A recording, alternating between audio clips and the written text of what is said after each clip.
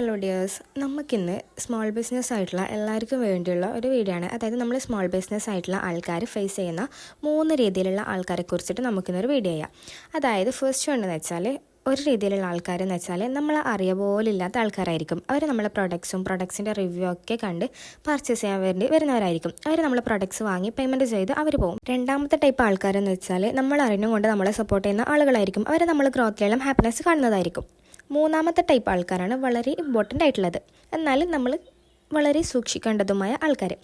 അതായത് നമ്മളെ അറിഞ്ഞും കൊണ്ട്, അതായത് മേ ബി ചിലപ്പോൾ നമ്മൾ റിലേറ്റീവ്സ് ആവാം, ഫ്രണ്ട്സ് ആവാം, നെയ്ബേഴ്സ് ആവാം, ഇങ്ങനെയൊക്കെയുള്ള ആൾക്കാരായിരിക്കാം. നമ്മൾ അറിഞ്ഞും കൊണ്ട് നമ്മളെ ബിസിനസ് ഒരിക്കലും നല്ല രീതിയിൽ എത്തരുത്, നമ്മളെ ബിസിനസ്സിൻ്റെ ഫെയിലിയറിൽ കാത്തിരിക്കുന്ന ആൾക്കാർ. നമ്മളൊരു ബിസിനസ് ചെയ്യുമ്പോൾ പല രീതിയിലുള്ള ആൾക്കാരെയും ഫേസ് ചെയ്യേണ്ടി വരും. ഇതൊക്കെ അതിൻ്റെ ഭാഗം തന്നെയാണ്. ബട്ട് നമ്മൾ ഇതിൽ നിന്നെല്ലാം മനസ്സിലാക്കേണ്ടത്, നമ്മൾ ബിസിനസ്സിൽ നമ്മളെ ഉയർച്ചയും താഴ്ചയും ഒക്കെ കാണാൻ വേണ്ടിയിട്ട് ഒരുപാട് ആൾക്കാരുണ്ടാവും. ബട്ട് നമ്മൾ ഒരിക്കലും ഒരു നെഗറ്റീവ് വന്നെന്ന് വെച്ചോ, അല്ലെങ്കിൽ ഒരു ബാഡ് എക്സ്പീരിയൻസ് ഉണ്ടായെന്ന് വെച്ചോ നമ്മളെ ബിസിനസ്സിൽ നിന്ന് നമ്മൾ ബാക്കോട്ട് നിൽക്കാൻ പാടില്ല.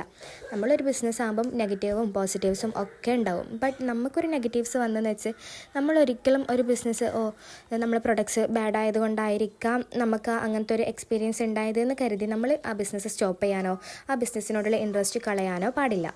നമ്മൾ കൊടുക്കുന്ന പ്രൊഡക്ട്സ് ബെറ്റർ ക്വാളിറ്റി പ്രൊഡക്ട്സ് തന്നെ കൊടുക്കാൻ നോക്കുക. അങ്ങനെയാണെങ്കിൽ നമ്മളിപ്പം ഒരു 50 പേർക്കൊരു പ്രൊഡക്റ്റ് കൊടുത്താൽ അതിൽ നിന്ന് മേ ബി ചിലപ്പം ഒരു 5 പേരായിരിക്കും നെഗറ്റീവ് പറയുന്നുണ്ടാകുക. നമ്മൾ ആ 5 പേരെ നെഗറ്റീവ്സ് അല്ല നോക്കേണ്ടത്, ബാക്കി 45 പീപ്പിൾസിൻ്റെയും പോസിറ്റീവ് സൈഡാണ് നമ്മൾ നോക്കേണ്ടത്.